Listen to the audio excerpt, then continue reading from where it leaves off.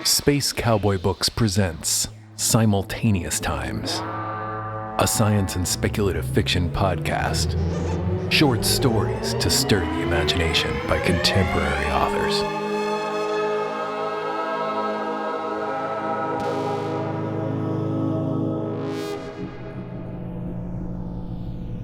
The Time Traveler's Delivery by Renan, Bernardo, with music by Fog Machine, read by Zara and Jean-Paul Garnier.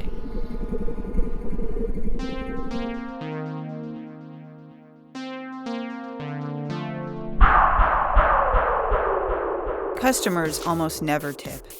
Chrono couriers like me are always risking ourselves up and down wormholes to make deliveries. Not even my profile's bio nudges them to tip. Ruby Souza, mother of 3. Biology teacher working as courier. Pick with Doba, my dachshund. Like last week, in 2187. Cute old lady in an airtight cottage on the moon. I brought her the good old printed spaghetti from 2098's Saladim's. Folks like vintage food. She smiled at me, told me my job is lovely and noble, asked if lunar weather in the 21st century was already so dry. Guess what? She didn't tip. Not even one time coin, which could afford a peppermint tablet to chill me out during the most demanding deliveries. Like the one right now, delivering a Radflesh pill from 2122 to 2108 to treat a miner's severe radiation sickness. It's tough because, 1, it's sleety inside this wormhole. The skip pod wobbles a lot, and I get queasy.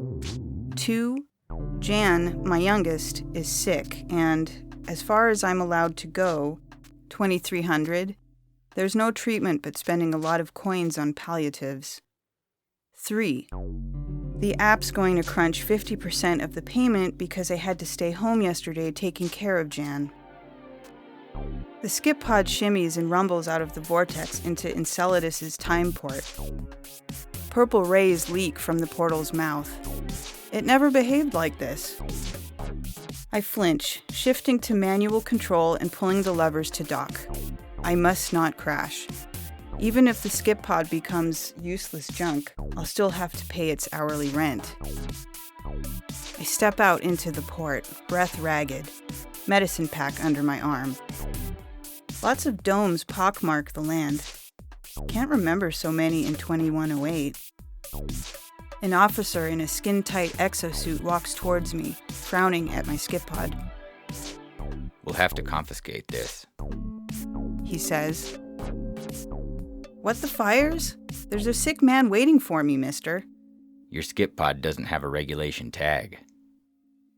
Is this a thing now?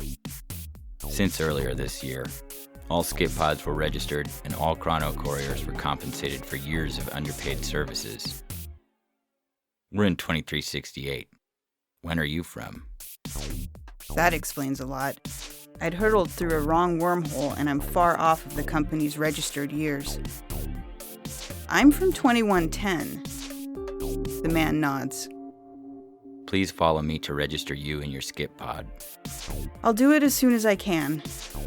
I walk back to my pod. Ma'am, it's better registering before any further travel. I enter the skip pod and wipe the sweat on my brow. Have to deliver a Radflesh pill first, mister, before the company notices I'm out of their range. Can't leave anyone sick. I close the skip pod's hatch and set the controls to 2108. When I'm firing up through the wormhole, my control panel notifies me the miner has tipped me even before I arrive. 20 time coins.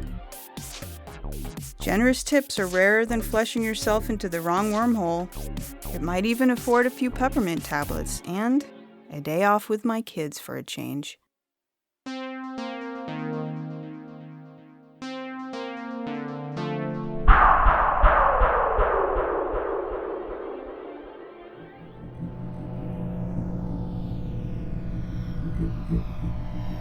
The Names of My Children by Frank Slater, with music by Red Blue Black Silver, read by Jean-Paul Garnier.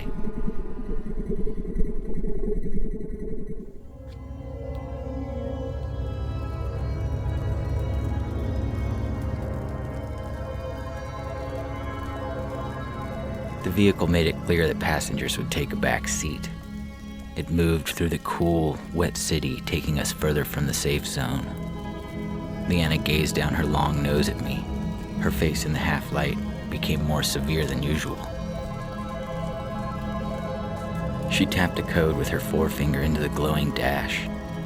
It was my car, but it only wanted her touch. Somewhere back in the fire-surrounded mists, my family waited, trusting that I would return to the shelter. The air crackled with electricity, killing my hope that we would be going back anytime soon.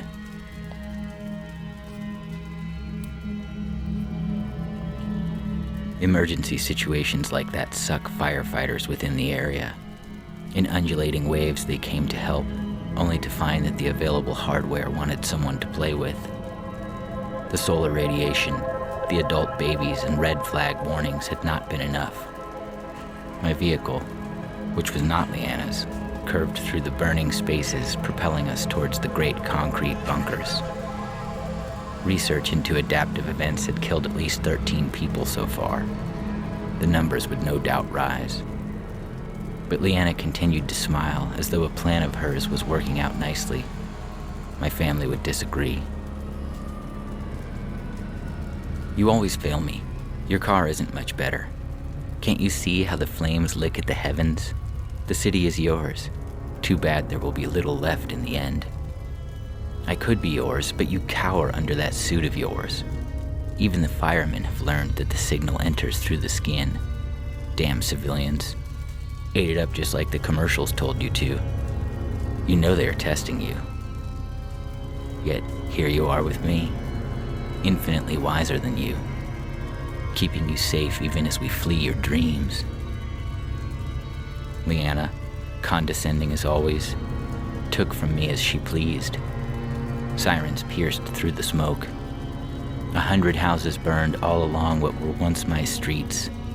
My suit tightened further. Skin crawled with anticipation, knowing the harm and wanting it badly. Leanna looked towards me smiling, teeth glowing orange.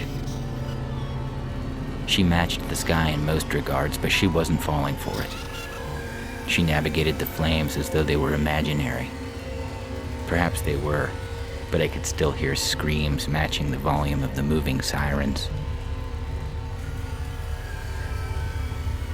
From the window, I saw a man tearing at his suit. The buckles changed position as he clawed at them. The colors changed until he could not tell his own body from the surrounding wreckage. His fingers bled as he tried to remove the asphalt from the burning road circling his feet. Comical dances completed the horror music that dragged through the suburban night.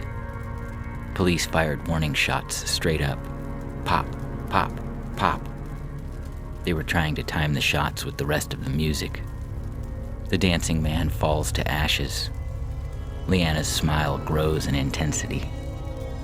They flash from orange into rainbows of terror, but it is not her terror. She is feeding on the ruptured waves of the satellite. She didn't need a suit. Her mind had undone the frequencies prior to my abduction. As when old men throw yet another log onto the fire, the sparks spiral into the whirling void. The fire sings like an out-of-tune children's choir. The parents sit with pleased looks on their faces as they endure the cacophony. My children have become tinder by now. Leanna sings a poisonous lullaby with touches of triumph. She believes she has freed me from the shackles of modernity. While it isn't true, I'm elated by the ever-tightening suit. They knew to make our downfall entertaining, but who knew it would be this rapturous? I squirmed in my seat to the rhythm of the screams. Pop, scream, pop, pop, scream. Leanna writhed in gross pleasure, knowing I couldn't hold out much longer. Sun falls behind a new tower of smoke. The debris starts assembling into the wall we must pass. The car coos at her touch. She reaches out to it like an animal in heat. The controls warm by the fire, which employs all direction. Firemen spray each other with hoses, ignoring the blaze. A racing pack of dogs leaps from their last meal into the burning windows of what had once been my office. The same room where the code was identified and my life was brought to its knees. Gazing into muddy knee prints, the faces of my children stare back, expressionless. I don't need the skin transmission to know what comes next. I caved to her along the way. She stopped smiling at the moment of connection. She enjoys the game more than victory. When I tear up, she slaps me, and the vehicle skids to a halt in the embers. Her eyes say, "Get out." Fear has paralyzed me, but the fire awaits. The suit reinforces her decision. Trying to mouth the names of my children, I fall from the open door. Leanna slams it behind me and stares through the window. My suit becomes yellow. Hungry flames counter the change by turning blue. All of the city lit up like neon. The burning blue eats families. Tasting my wife's disappointment, I join the fire in its pursuit. The firemen spray me down, all the while chanting in playground sing-song. Leanna dances on the roof of the car she has purchased for me with pain. The suit turns the same blue as the growing torrent. I can't tell my body from the fire now. Sweat stings my eyes that sparkle in all Leanna's dancing glory. I know now that I wanted defeat.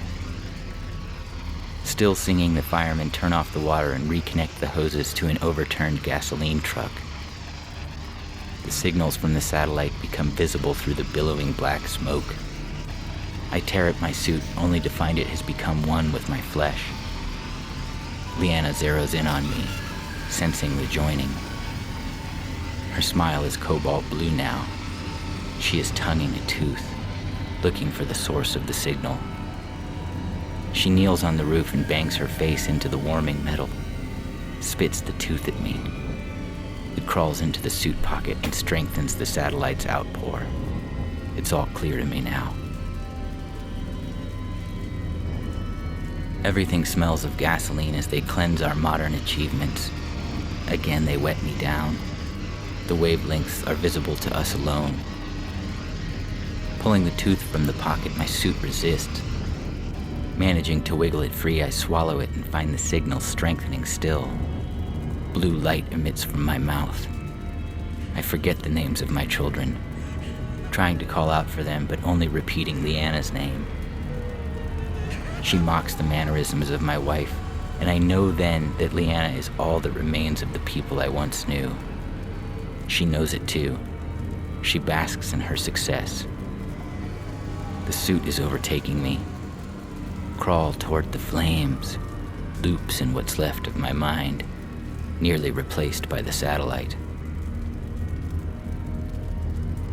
You lack what the fire wants. She scolds me even as I am engulfed. She sneers that I don't belong where the family ended up. Drag that hollow suit to the office, she commands. I am putty to her. Again, the signal comes on strong. She's an antenna for my fears. My skin makes the crinkling sound of pork rinds munched by the devil. The sound joins the signal and enters the cosmos piggybacked on the microwave carrier. A blue streak X's out my periphery. She has left along with the car. I can't tell her laughter from the flames. The faces of my family wash away down the streaming gutter. Firemen are clearing the slag from the streets. I flow with the mess. In a river of Leanna's tears, I dream of repeating the last days. Her tooth is the last thing I can know. Words gone. Suit tightens further. Signal dissolves the last flesh with luminous intensity. My name puffs into smoke along with the others.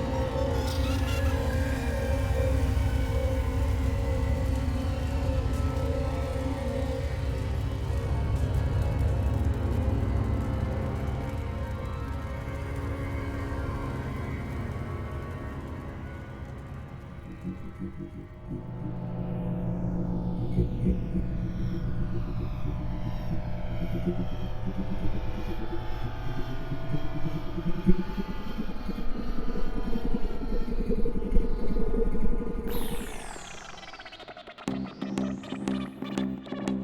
this episode of Simultaneous Times, you heard The Time Traveler's Delivery by Renan Bernardo, with music by Fog Machine, and The Names of My Children by Frank Slater, with music by Red, Blue, Black, Silver.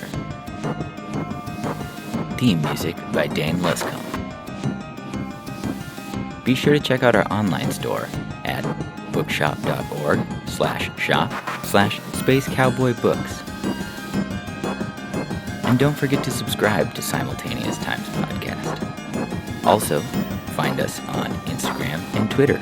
We'd love to hear what you think of the show.